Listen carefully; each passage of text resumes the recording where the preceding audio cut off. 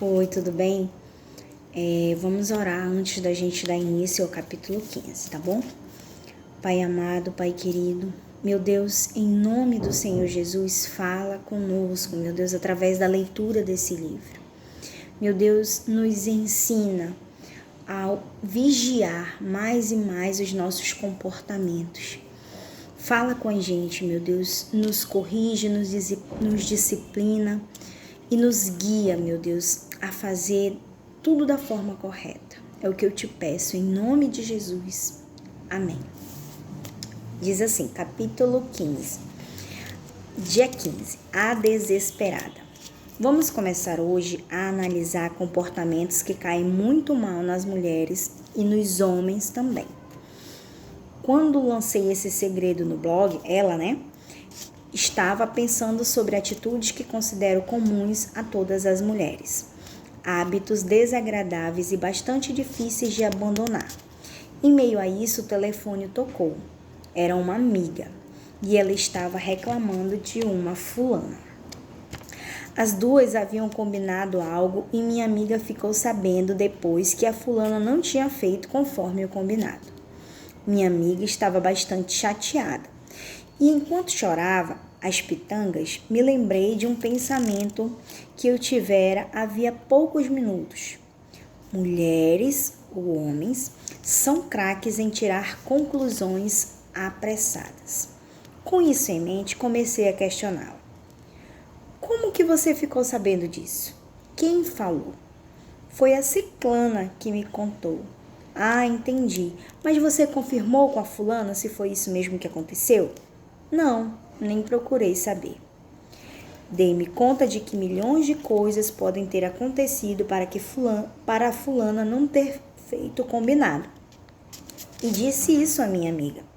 Também vi que quando julgamos sem ouvir as duas partes, tiramos conclusões bem apressadas. Segredo de hoje: não julgue. Como falei, tirar conclusões apressadas é uma característica bem marcante na maioria das pessoas. É claro que há exceções, mas de maneira geral somos mais dadas às hipóteses, enquanto os homens se concentram nos fatos. Por causa disso, esse nosso hábito de julgar eventos sem base nenhuma e o bônus de uma cara brava quando concluímos o que pode ter acontecido irrita muitos namorados, maridos e até mesmo outras mulheres. Mas olha que a coisa fica muito mais séria. Deus também não se agrada desse comportamento. Veja o que Jesus diz. Não julgueis para que não sejais julgados, porque sereis julgados pelo critério com que julgais e sereis medidos pela medida com que medis. Mateus capítulo 7, versículo 12. Esse segredo do não julgar, eu falo por mim, é muito difícil. Não é fácil, às vezes em casa, com algumas situações que nos acontecem com nossos maridos, com os nossos filhos, algo, como aquela deu o exemplo da amiga, às vezes no trabalho, mas a gente precisa estar vigilante quanto a isso. Todos os dias eu passo por situações. Eu não vou mentir para vocês, eu tenho vontade de julgar sim. Só que quando eu lembro, eu peço, meu Deus, me ajuda, eu não quero. É algo assim tão... Não sei nem como explicar. Todos os dias a gente precisa matar a nossa carne. Todos os dias a gente vai sentir vontade de julgar. Todos os dias a gente vai sentir vontade de questionar, de falar, sabe? De alguém, de alguma situação. E se a gente fala, isso depois a gente para pensar, meu Deus, me perdoa. Se você faz isso, peça perdão, peça ajuda de Deus, Porque, não julgues para que não sejais julgados. Eu já fui muito de julgar. Muito. Se alguém me olhava de cara torta, vixe, eu não gosto, nem é isso, sabe? Se acontecia alguma situação que eu nem procurava saber o que era, eu julgava. Hoje eu já consigo não ser mais assim, mas ainda existem situações corriqueiras que eu tenho trabalhado. Ontem mesmo aconteceu uma situação que eu queria chorar, mas Deus fez eu lembrar de algumas coisas. Eu disse, não é assim. Então eu respirava, eu engolia choro, eu sou forte, eu não vou chorar. Não é isso. Não, meu Deus, o que o Senhor quer que eu aprenda, meu Deus, com isso? Sabe? E é assim que a gente tem que ser. Aí diz assim, é claro que precisamos avaliar as situações. A própria Bíblia também diz, examinando tudo, conservai o que é bom. A diferença é que essa avaliação é feita em um momento posterior, em cima de fatos concretos. E foi isso que eu fiz. A minha vontade era de julgar, de ficar com raiva. Mas eu fui ali, falando com Deus, me ajuda, Senhor. Não, meu Deus, não é isso, é por causa disso. Não, meu Deus, me ajuda a olhar com outros olhos. Me ajuda a olhar de outra forma, porque senão eu vou ficar com raiva. E aí o choro vinha aqui, não, meu Deus, não. E eu tava num local público, eu não podia chorar, porque as pessoas iam ver, né? Falei, não, eu não posso ficar com raiva. E eu começava a fazer,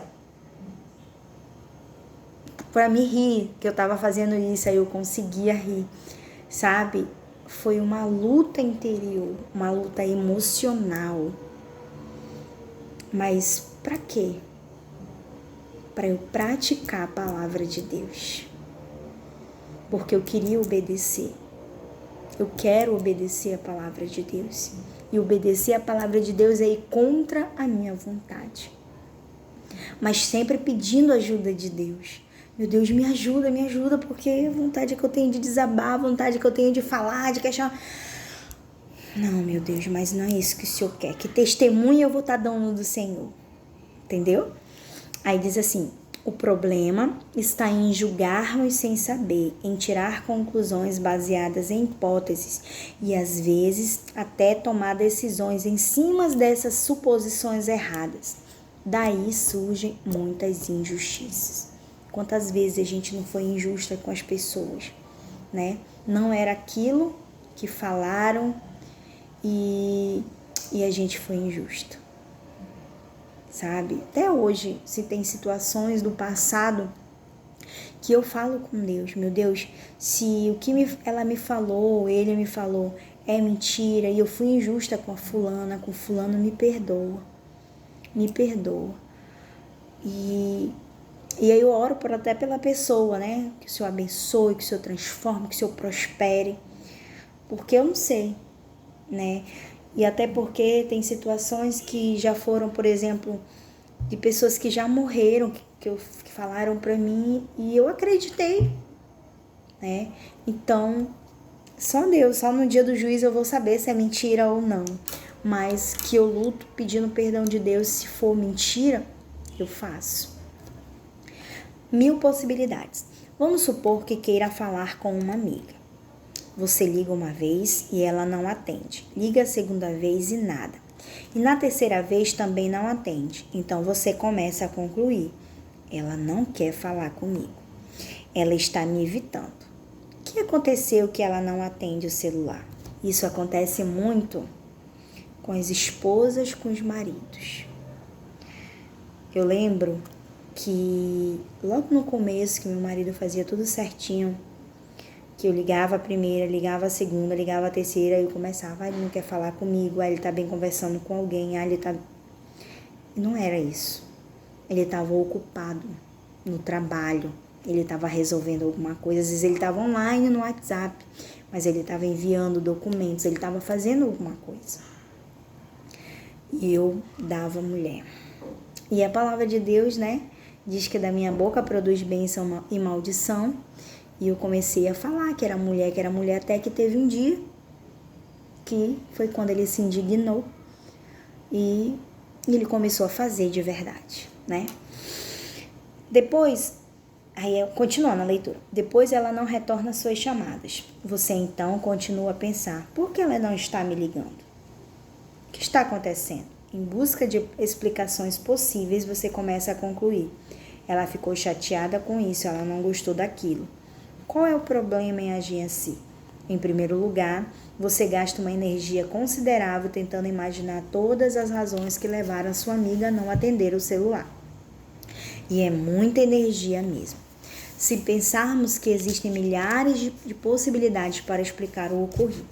Além disso, dependendo do tipo de pensamento que você tem, surgem sentimentos variados.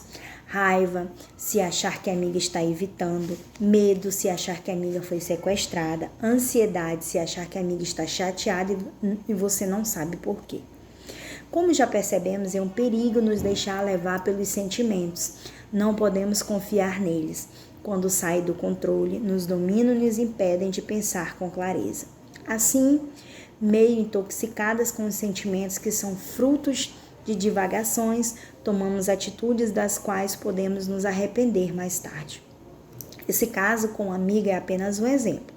Podemos agir da mesma forma quando o marido não chega em casa no horário como de costume, quando o namorado não responde a mensagem de texto, quando aquela parente não a convida para uma festa. Se deixarmos nossa imaginação, vai longe e isso atrapalha nossos relacionamentos. Pode parecer uma coisa boba, mas veja se não está se deixando levar por causa de maquinações e julgamentos errados. Lembram daquela amiga que mencionei no início? Ela foi conversar com a pessoa em questão e viu que tudo não passava de um mal entendido, que ela teve um motivo para não fazer como haviam combinado e que havia pedido alguém para avisar, mas a outra amiguinha havia esquecido. Olha só. Então isso acontece com o marido, né? Nossa, muitas, com amigas, diversas situações, a falta de comunicação, né? Julgue a si mesmo. Você já imagina qual será a minha dica para evitar esse hábito ruim? Isso mesmo. Vigie, resista e apure. Olha só. Vou falar de ontem, né? Como eu falei para vocês. O vigiar. Eu não vigiei, eu confesso. Mas depois eu lutei para resistir. Então agora, ó, o vigiar precisa estar incluído nisso. Eu resisti. E hoje, né? Aliás, ontem ainda eu consegui apurar e resolver. E hoje eu tive a resposta que meio que eu queria de ontem. Entendeu? Então, pode parecer repetitivo, mas é o que precisamos fazer, vigiar, resistir e apurar. Essa é a melhor forma de evitarmos as ciladas que o diabo arma para nos derrubar, pois essas situações são mesmo armadas por ele. No caso, contado no início, de quando minha amiga me telefonou, consegui ajudá-la, porque havia meditado no assunto dias antes e estava vigiando. Vai ser difícil, se não impossível, meditar em todos os assuntos o tempo todo para evitar o erro. Tão impossível quanto tentar descobrir dentre mil possibilidades porque sua amiga não atendeu ao telefone. Mas se estamos andando com Deus, podemos contar com sua ajuda, com a direção do Espírito Santo que nos alerta em situações perigosas. Assim, se quiser julgar, siga esta dica que o apóstolo Paulo deixou. Cada um julgue a si mesmo conforme a fé que Deus lhe deu. Romanos 12:3. Se quer julgar alguém, que seja você mesmo. Avalie onde andam seus pensamentos e verifique se não há brechas que tenha levado a ficar desesperada com os pensamentos que tem tido sem saber os fatos primeiro. É bem mais difícil julgar a si mesmo do que os outros, mas esse é o tipo de julgamento que pode trazer de fato resultados positivos. E é verdade. A gente, quando julga os outros, a gente fica desesperada. Por exemplo, quando meu marido saía, quando ele não atendia, quando passava do horário, que às vezes era extra, eu já imaginava, meu Deus, ele tá por aí, ele tá na festa, ele tá nisso. Até então ele não estava, né? Mas quando chegava, a rota vinha deixar, eu ia falar, brigar, reclamar, sabe? E gerava tudo aquilo. Mas era o meu desespero, o medo de ser traída, né? O medo de muitas coisas. E aí Deus, né, me ensinou. Então, se, por exemplo, hoje em dia não que ele está encostado, né? Mas pelo INSS, está sem trabalhar, mas há um tempo atrás, se ele passasse do horário, eu ainda ficava acordada esperando, tá? Então, há um tempo atrás agora, tipo começo do ano, que ele estava trabalhando, se acontecesse de ter extra, ele esquecer de me avisar ou não dar tempo de me avisar, ele ia chegar, eu não ia nem ver porque eu estava dormindo. Porque eu ia estar dormindo. Geralmente ele me avisa, mas já aconteceu de ele não me avisar. E aí ele dizia, amor, cheguei. Aí ele falou, amor, cheguei hoje tarde. Aí eu olhar no celular. Sério, o que aconteceu? Ele disse, não, teve extra. Eu falei, tá bom então. Ia dormir. Voltava a dormir. Olha aí. Mas isso requer de nós também um amadurecimento. Porque eu falei para ele, eu vou lhe dar um voto de confiança.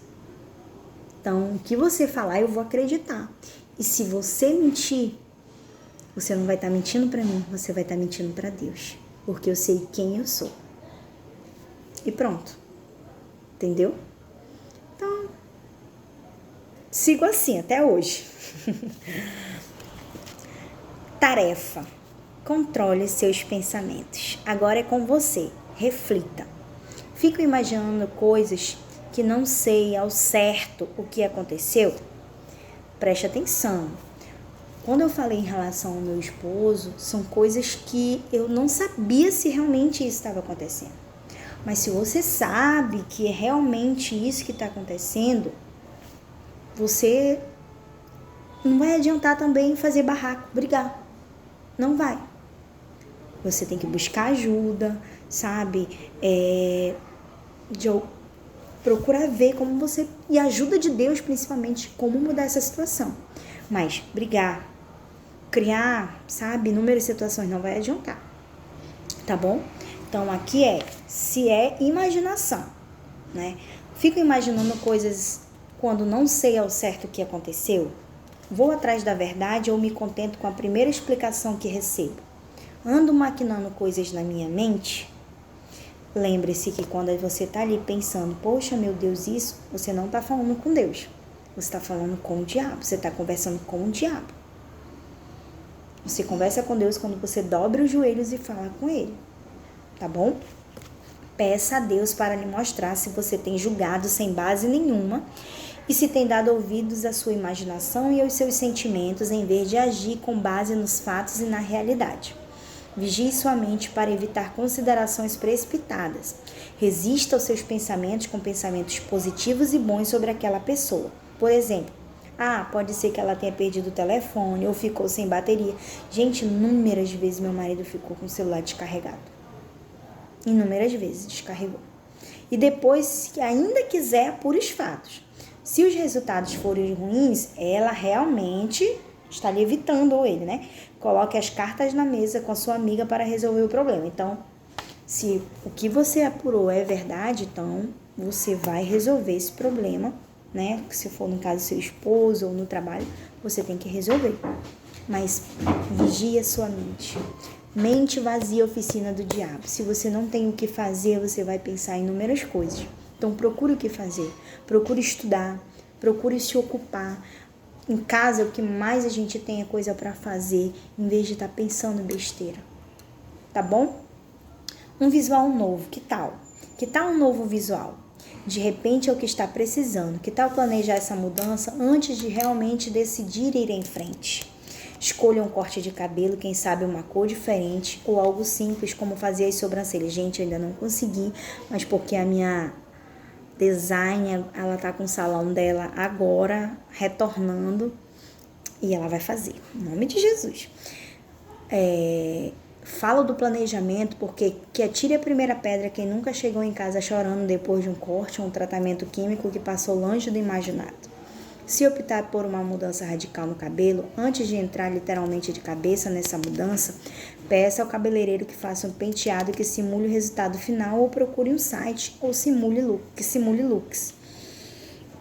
Avalie bem, veja se se acostuma com aquela nova cara antes de seguir em frente.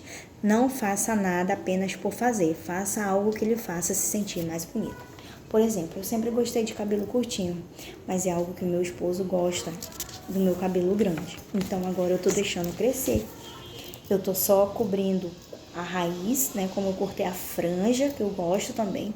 Tô deixando a raiz crescer. E cobrindo com castanho, claro, eu acho que é isso. Pra cobrir os brancos, né? Porque eu já tenho cabelo branco, gente, né? Muito mais eu tenho. Mas eu já tô precisando cortar as pontas, porque eu tava vendo que elas estão finas. Então, quando eu for lá fazer minha sobrancelha, eu vou aproveitar para tirar as pontinhas. Quanto à cor, eu não quero mexer na cor.